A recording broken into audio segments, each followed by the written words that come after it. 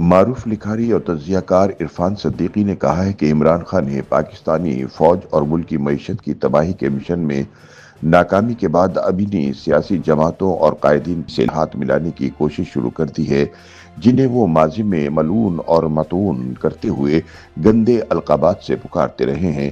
لہٰذا دیکھنا یہ ہوگا کہ مولانا فضل الرحمان اور دیگر سیاسی قائدین کیا 9 مئی کے منصوبہ ساز کے جھانسے میں آتے ہیں یا نہیں۔ روزنامہ جنگ کے لیے اپنے تازہ سیاسی تجزیے میں عرفان صدیقی کہتے ہیں کہ حال ہی میں تحریک انصاف کے وفد سے ایک ملاقات کے دوران چیف جسٹس فریدی نے یہ صائب مشورہ دیا کہ پی ٹی آئی کے منتخب اراکین پارلیمنٹ ایجیٹیشن اور بائیکاٹ کی سیاست کی بجائے سسٹم کے اندر رہتے ہوئے اپنا جمہوری کردار ادا کریں، لیکن سوال یہ ہے کہ کیا تحریک انصاف کی قیادت چیف جسٹس کے مشورے پر کان دھرے گی؟ شاید ہی کوئی انتہا درجے کا خوش گمان اس سوال کا جواب ہاں میں دے سکے۔ عرفان صدیقی کا کہنا ہے کہ سسٹم کے اندر رہتے ہوئے آئین اور قانون کے تقاضوں، پارلیمانی روایات اور جمہوری اقدار کے مطابق کردار ادا کرنا پی ٹی آئی کی سوچ میں شامل ہی نہیں۔ ایجیٹیشن اور بائیکاٹ اس کی غذا ہے اور ربع صدی سے یہی غذا اسے زندہ رکھے ہوئے ہے۔ وہ بھاری تعداد میں قومی اسمبلی میں موجود ہے اور سینٹ میں بھی۔ کسی پارلیمانی رپورٹر کو دونوں ایوانوں سے مصدقہ ریکارڈ حاصل کر کے بتانا چاہیے کہ پی ٹی آئی کے ارکان کی کارکردگی کیا رہی۔ اس نے کتنا وقت احتجاج، نعروں، غول گپاڑے، کاغذات کے پرزے اڑانے اور ایوان کو مچھلی بازار بنانے میں صرف کیا؟ کتنا وقت واک آؤٹ اور بائیکاٹ کی نظر کیا؟ قانون سازی کو کس سنجیدگی سے لیا؟ اس دوران پی ٹی آئی دونوں ایوانوں میں کتنے بل لے کر آئی؟ حکومتی بلوں میں کتنی ترامیم پیش کی اور اہم قومی مسائل پر کتنی فکر انگیز تقاریر کی؟ سسٹم کے اندر رہتے ہوئے البتہ وہ تنخواہ سمیت ان تمام مراعات اور سہولیات سے مستفید ہو رہی ہیں جو ارکان پارلیمنٹ کو حاصل ہے۔ اسپیکر ایاز صادق کے پاس وہ دستاویز موجود ہے جس پر پی ٹی آئی کے 60 سے زائد ارکان نے تنخواہوں میں اضافے کی استدعا کی۔ عرفان صدیقی کہتے ہیں کہ پارلیمانی کارکردگی سے ہٹ کر بھی پی ٹی آئی کا کردار و عمل سنجیدہ فکری اور بالغ نظری سے عاری رہا۔ 9 مئی اور 26 نومبر جیسی مہم جوئی کے بعد عمران خان نے ماضی کے موقف اور اپنے مقبول ترین بیانیے کو ایک طرف رکھتے ہوئے اس حکومت سے مذاکرات کا فیصلہ کیا جسے وہ فارم 47 کی پیداوار اور دھاندلی سے مسلط کردہ کہتے تھے، اور جس حکومت میں شریک جماعتوں کو چوروں اور ڈاکوؤں کا ٹولہ قرار دیتے تھے۔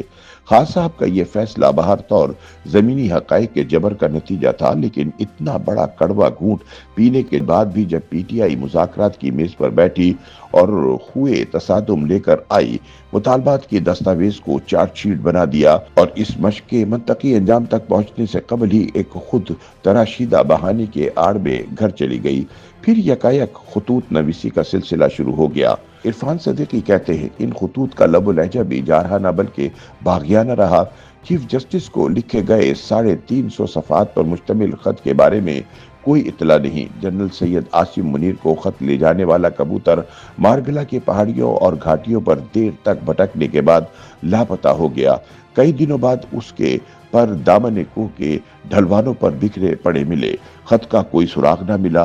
اگر یہ خطوط الجھاؤ کی بجائے سلجھاؤ کے لیے ہوتے تو کم از کم قومی سطح پر بحث و نظر کا سنجیدہ موضوع ضرور بن جاتے، لیکن ہر خط ایک فرد جرم کی تصویر تھا، سو یہ مشق بھی رائے گاہ ٹھہری۔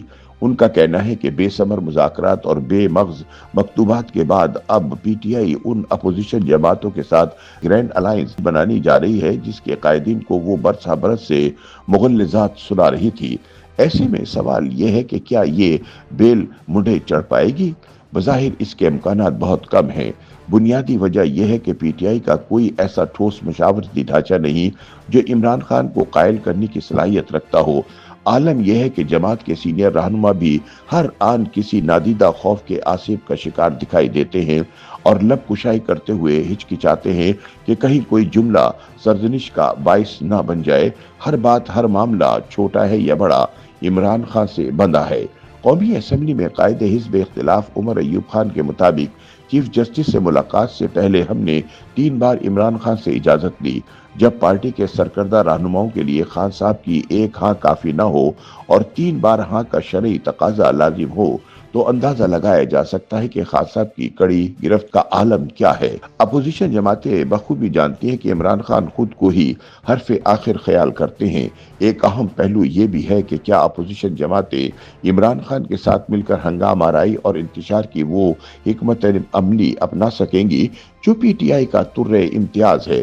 کیا وہ ترسیلات زر نہ بھیجنے، آئی ایم ایف کو پاکستان کی مدد سے روکنے، عالمی پارلیمانوں کو پاکستان کے اندرونی معاملات بارے اکسانے، قومی سلامتی کے ضامن اداروں کو نشانہ بنانے، سوشل میڈیا کے ذریعے نفرتوں کے الاؤ بھڑکانے، پاکستان کی صورتحال کو غزہ اور مقبوضہ کشمیر سے بدتر قرار دینے اور 278 کارکنوں کے سینے چھلنی کر دینے والے بے ننگ و نام جھوٹ جیسی مکروہ سوچ کے ساتھ چل سکیں گے؟